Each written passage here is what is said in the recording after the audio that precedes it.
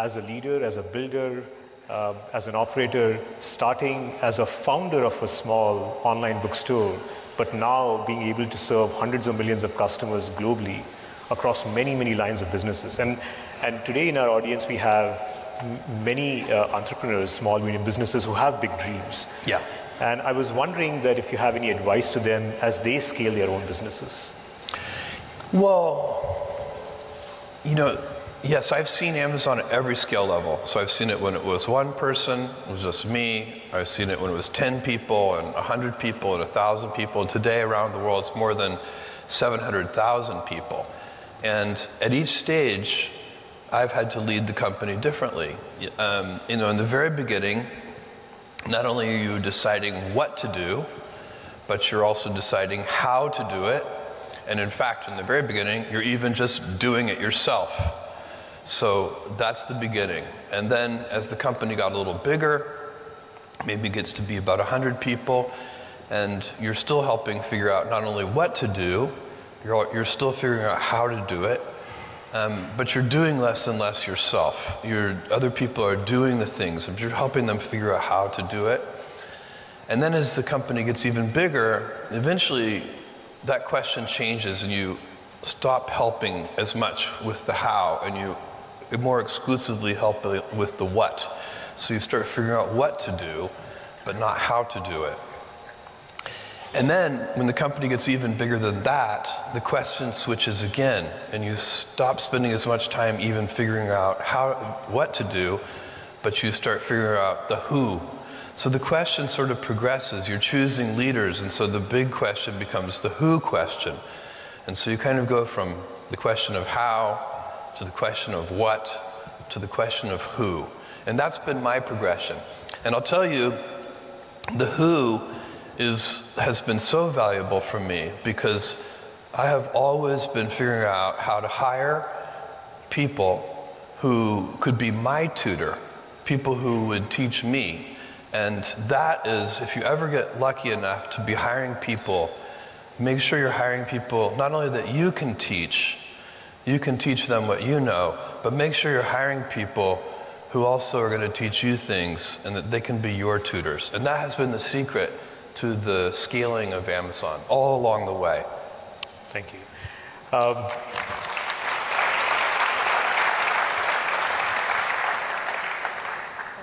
Let's talk about failures. I know Amazon has had its share of failures. In fact, I remember having been part of some of them at Amazon.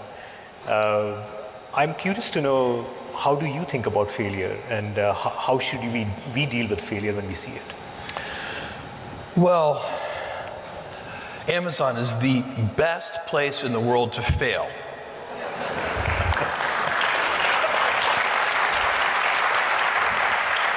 And the reason for that is we have a lot of practice.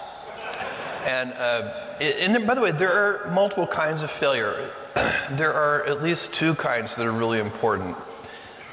There are experiments. You're trying to figure out something new, maybe that nobody in the world has ever done before. That is high-quality failure. Because when you're experimenting, you don't know if it's going to work. In fact, if you know in advance that something is going to work, then it is not an experiment. And so you want to be doing as many experiments per unit time, as many experiments per day, per week, per month, per year as you can, because that's how you get invention. That's how you get innovation. Innovation is all about maximizing the rate of experimentation. And so you have to organize to be able to experiment, and you have to have a culture that supports failure. Amit and I, together, we've been working together for 2 decades. Amit and I have failed together so many times. And that is it's another way of learning. There's a second kind of failure which you should try to avoid. That's operational excellence failure. When you do know how to do something, you have to treat that differently. When we go to open a new fulfillment center, for example, we know how to do that. If we fail at that, that's just bad execution. And that, again, by the way, that happens also. We fail that way too. But that's you should never celebrate that kind of failure. When that happens, you need to say, okay, let's look in the mirror, let's be self-critical, let's figure out what did we do wrong, and you learn from that also, but you have to acknowledge that that's the bad kind of failure. So when we're talking about that first type of failure, we're really talking about inventing, experimenting. Eagerness to invent has to be accompanied hand in hand with a willingness to fail. Nobody likes to fail. By the way, failure, even when you know it's important and good, it's embarrassing. It doesn't feel good. We're all human. We had a good idea. We thought it was a good idea, and nobody came to the party. That happens. And here's the great thing, though. One success, one winner, can pay for dozens and dozens of failures. And that is why you should fail. I myself have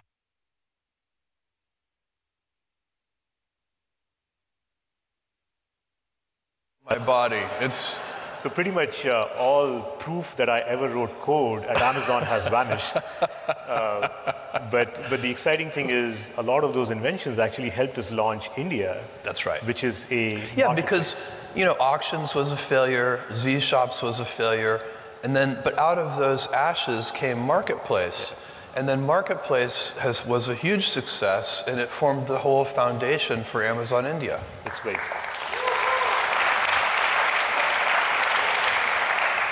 So just to change gears, Jeff, I'm curious if you could share, how did you get involved in space? There is e-commerce and now space. And maybe if you can share a little bit about what's Blue Origin up to and why that's important. Well, I have a company called Blue Origin that's building reusable space vehicles. It is a childhood passion of mine, first of all. I started getting interested in space when I was a 5-year-old boy, and I watched Neil Armstrong and Buzz Aldrin land on the surface of the moon. And I have been studying rockets and rocketry and rocket propulsion and space travel since I was a little boy. In high school, I read a book called The High Frontier by Jerry O'Neill, and started thinking about the idea of humanity expanding out into the solar system. I believe this is extremely important. We have a choice as a civilization. We can either have a life, and I'm talking about many decades from now or the next couple of 100 years. We have a choice. We can have a life of stasis, and because Earth is finite, and we are running into the limits of that right now when you look at things like climate change. Earth is a finite planet, and if we continue to grow and we continue to use more energy per capita, all of those things have brought us an expanding civilization and all kinds of wonderful things that we value, world-class medicine and vaccines and all these things as we've expanded. But we also use a lot of energy to produce those things. I think over the long run, again, I'm talking kind of hundreds of years, our descendants are going to move all heavy industry off of Earth. All the polluting industry will be done in space, where we have infinite resources for all practical matters. And Earth can effectively be zoned light industry and residential. And Earth can be this amazing garden. We have sent robotic probes to every planet in this solar system. We, humans, have done that. This is the good one. There are no other good planets in this solar system. We have to take care of this one. And we have to do that a bunch of different ways. There's a lot of here and now things we need to do to take care of this planet. But long term, if we want to continue to grow our civilization and have the freedom to do that, we need to also use the resources of the solar system. And to do that, we need a dynamic, entrepreneurial civilization in space. We need there to be space entrepreneurs. I have had the great fortune, alongside Amit over the last 20 years, to watch on the internet the most dynamic, entrepreneurial, it's been so exciting. And what could happen on the internet is that 2 kids in a dorm room could build a company the scale of Facebook. 2 kids in a dorm room could build a company that today has a $500 billion market cap. That kind of dynamism cannot exist in space today. 2 kids in a dorm room can't build anything interesting in space. The cost of admission, the price of admission is just too high. To do really interesting things in space, the price tag starts in the hundreds of millions of dollars and goes up from there. And that's the job of Blue Origin as I see it. I want Blue Origin to reduce the cost of access to space by such a large magnitude that we can have 2 kids in a dorm room start a great space company. That will be the future generations. They'll be able to do that, and we will all benefit from that. That's very exciting. And we need reusable rockets to do that, so that's our focus. But talking about also taking care of this planet, I know you're an optimist, but the threats of climate change are very real and worrying. Yeah. I'm curious to know, how do you visualize the future given those threats? Well, this is something that is going to take collective action all over the world. These problems, you can go back 10 years and 20 years, and there were people who just did not acknowledge that climate change is real. Anybody today who is not acknowledging that climate change is real, that we humans are affecting this planet in a very significant and dangerous way, those people are not being reasonable. This is a big problem, and it's going to take collective action all over the world if we're going to make progress on that problem. I'm very proud of what Amazon is doing. We just announced the Climate Pledge. Climate Pledge is to reach the goals of the Paris Accord 10 years early. Amazon is going to be 100% sustainable electricity by 2030 as a step on the way to that climate pledge. We've announced the acquisition of 100,000 electric delivery vehicles. We've announced here in India that we're going to eliminate all plastic by coming right up June 2020. June 2020, just 6 months from now. And one of the things that large companies like Amazon can do, if Amazon were a 500-person company, we could announce the climate pledge, and it would be a very nice thing to do. And I encourage small companies to do what they can for climate change. But when a large company like Amazon with 700,000 employees and a big global footprint, when we do something like the climate pledge, it really can be a needle mover. Because it's not just Amazon, it's our supply chain. All of the partners and companies and delivery companies that we work with, for us to meet that pledge, they have to meet that pledge. And so it has a multiplier effect when a big company like Amazon gets very serious about meeting the goals of the Paris Accord 10 years earlier, it can have a big impact. And we're also working, I'm using my own connections, working with other CEOs around the world to get them to do similar things. So I'm very excited about it. It's a place where it's going to take big companies, small companies, individuals doing the right thing. It's going to take nation states doing the right thing. This isn't something that can be done by any company, even a large company, but it is something that we can achieve with collective action. And as Amit said, I am an optimist. I do think we will do that. We only have one planet. We all share it. There's only one atmosphere. We all share it. There's only one set of oceans. We all share them. This is something that requires joint action, and people will come together around a goal like this. It is going to happen.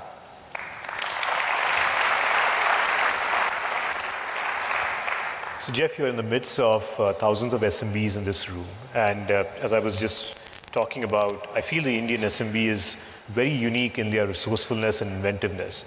In fact, I get emails from some of you, I get emails every day where they talk about how they're embracing technology and not just making a difference in their own business, but very meaningful impact to the people around them.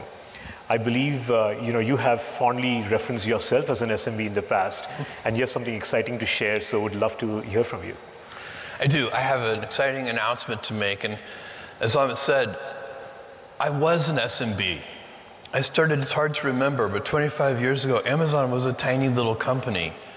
And, not only was I driving the packages to the post office myself, but I was wrapping them and preparing them and, doing all the things that small entrepreneurs do.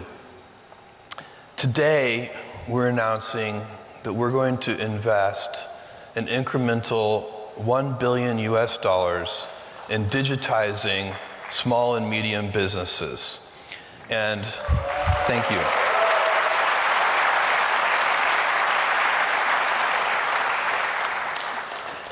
And part of that is that we are going to try to use Amazon's size, scope, and scale. We're going to use our global footprint to export outside of India, to export $10 billion of Make in India goods by the year.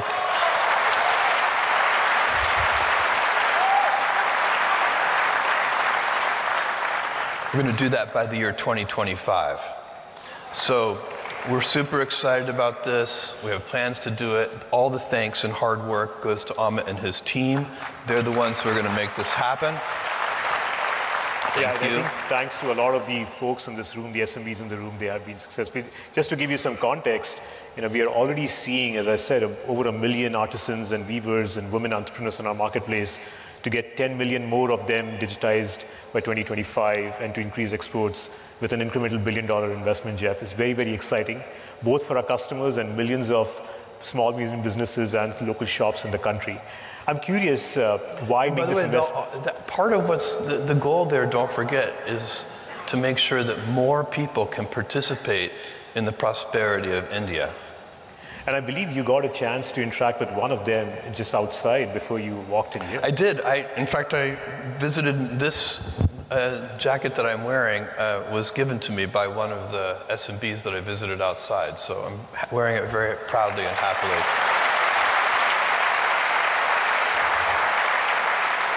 So this is very exciting news, and I'm curious, is there a reason why you're making this announcement now? Well, we're making this announcement now because it's working. We've been doing this, and it is working. And when something works, you should double down on it. And that's what we're doing, and that's why we're doing it now. And, Jeff, any final words before we sign off? Yeah, I do have some final words. I want to make a prediction for you. I predict that the 21st century is going to be the Indian century.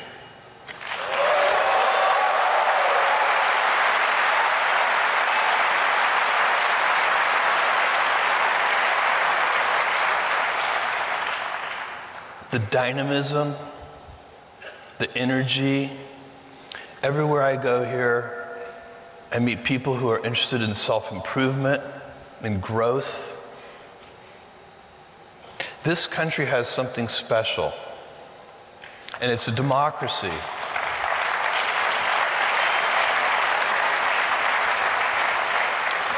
This is going to be the Indian century. And I'll make one more prediction for you. In this 21st century, the most important alliance is going to be the alliance between India and the United States.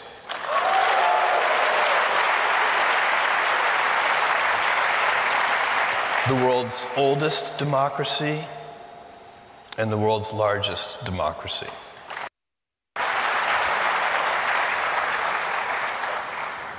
Thank you, Jeff. That's very motivating and inspiring as always. Thank you for joining us today. My pleasure. Before we let you go, just in the traditional Indian way, we would like you to kick off the summit by lighting up a lamp.